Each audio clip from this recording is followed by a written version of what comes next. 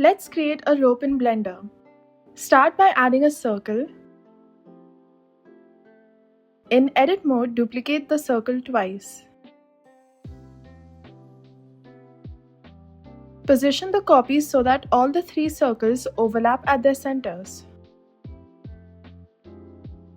Next, select the center vertices where the circles overlap and delete them. To connect the three circles together, select the remaining inner vertices and press M to merge at center.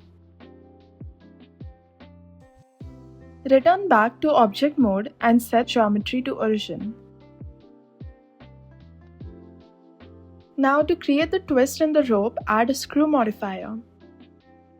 Set the screw value to 10 and iterations value to 3.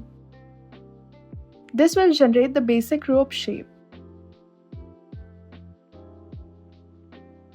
To make the rope follow a path, add a Bezier curve and spread out its control points. Edit the curve to create the path you want your rope to follow. Once the path is ready, go back into object mode. Press Ctrl A to apply all the transforms. Select the rope object and add a curve modifier. In the modifier settings, choose the Bezier curve as a target object and set the deform axis to Z.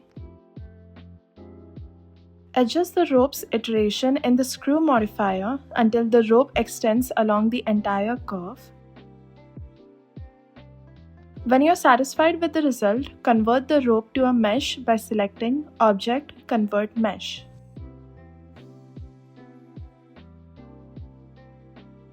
Finally, assign a material to your rope and you're done.